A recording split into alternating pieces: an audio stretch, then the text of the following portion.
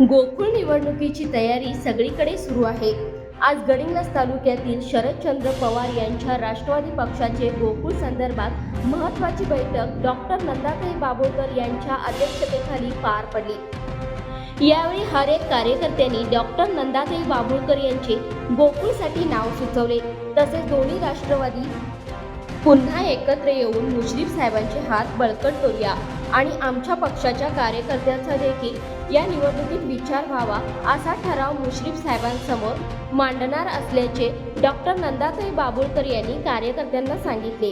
आजच्या या बैठकीचा आढावा घेतला ते अभिजित मांगले यांनी। तर या गोकुळ संदर्भात आज राष्ट्रवादी पक्षाची एक महत्त्वाची बैठक पार पडलेली आहे। नेमका काय निर्णय घेण्यात आलेला आहे? आज सर्व कार्यकर्त्यांशी विचारविनिमय झाला। कार्यकर्त्यांचा काय विचार आहे, कारण तुम्हाला कल्पना आहे की आता 2 पॅनल उभारतील। एकीचं नेतृत्व कदाचित मुश्रीफ साहेबांच्याकडे असेल, एकीचं नेतृत्व बंटी साहेबांच्याकडे असेल। त्यामुळे कार्यकर्त्यांशी विचार केला, कार्यकर्त्यांचं काय मत आहे हे जाणून घेण्याचा प्रयत्न करण्याची ही एक बैठक होती। सर्व कार्यकर्त्यांचं साधारण एकच विचारसरणी आहे की जी युती आपण जिल्हा परिषद पंचायत समितीला केली, की दोन्ही राष्ट्रवादी एकत्र आल्या आदरणीय मुश्रीफ साहेबांच्या नेतृत्वाखाली, तशाच प्रकारची युती इथून पुढे येणाऱ्या सहकार संस्था, मग गोकुळ असेल, KDCC असेल, येणाऱ्या ग्रामपंचायती असतील, या निवडणुका आपण एकत्रितपणे लढवूया, कारण त्याचा जनतेनं आपल्याला खूप चांगला प्रतिसाद दिला। आणि हे करताना आपल्या गटाला कुठंतरी गोकुळमध्ये प्रतिनिधित्व मिळावं, उमेदवारी मिळावी, सुखरूपमध्ये विचार व्हावा, याबद्दल पण आम्ही मुश्रीफ साहेबांच्याकडे मागणी करावी अशी कार्यकर्त्यांची मोठ्या प्रमाणात इच्छा आहे। तर नक्कीच या सर्व गोष्टींची आता चर्चा झाल्यानंतर आपण मुश्रीफ साहेबांना आम्ही भेटू आणि हा निर्णय त्यांच्या कानावर घालू। तर त्याच पद्धतीनं गोकुळमध्ये ठरावाची एक महत्त्वाची प्रक्रिया असते, ही आपण प्रक्रिया कशी करतो? आता आमच्या प्रत्येक गावात आमच्या कार्यकर्ते एक दूध संस्था चालवतातच आहे। आजच्या बैठकीत जर बघितलं तर जवळजवळ एक 100-125 इथं ठराव असायला काही हरकत नाही आपल्या विचारांची। त्यामुळे सर्व कार्यकर्त्यांना सूचना दिलेल्या आहेत। प्रमुख सूचना हीच आहे की अनेक प्रलोभनं ह्या निवडणुकीत दाखवली जाणार आहे। तुम्हाला कल्पना आहे या निवडणुकीचं स्वरूप फार वेगळं असतं, त्यामुळे त्या कुठल्याही प्रलोभनाला बळी पडू नका।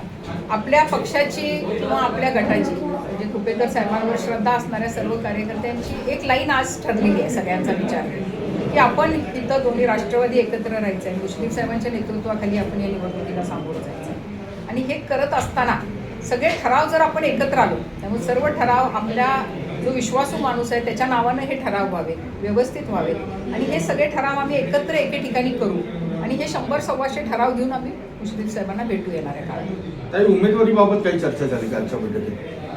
लोकांनी बऱ्याच इच्छा व्यक्त केल्या आणि आपल्या गटाच्या कुठल्या तरी व्यक्तीला ही उमेदवारी मिळावी अशी सर्वांची इच्छा आहे। एक हक्काचं माणूस राहतं पुढची कामं करून घ्यायला, तर नक्कीच ही मागणी आम्ही पुढे करू। कार्यकर्त्यांनी बऱ्यापैकी तुमचं देखील नाव सुचवलेलं आहे, याबाबत काय सांगा? आदरणीय कुपेकर साहेबांचं एक तत्व होतं की सगळी पदं घरात नको, तर माझंही त्या ह्याला म्हणजे आमचे विचार तसेच आहेत की कार्यकर्त्यांना संधी मिळावी।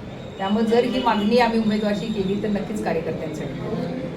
ताई, काल आपल्या पक्षाचे अध्यक्ष शरद पवार कोल्हापूर दौऱ्यावर आले होते, आपण सुद्धा त्यांची भेट घेतली होती, याबाबत आपली काही चर्चा झाली का पवार साहेबांची?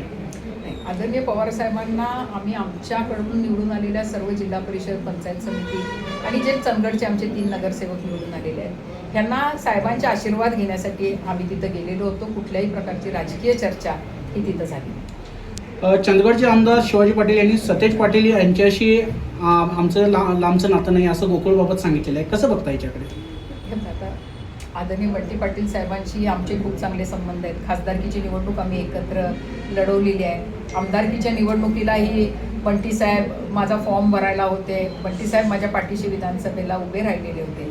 पण जेव्हा जिल्हा परिषदा आणि या निवडणुका झाल्या त्यावेळी विचारधारणा आमची वेगळी झाली। मला खात्री आहे की शिवाजीराव पाटील हे एक महायुतीचे घटक आहेत आणि आज जरी त्यांची भूमिका वेगळी असली तर कुठेतरी आपले मुख्यमंत्री देवेंद्र फडणवीस साहेबांना अतिशय ते मानतात।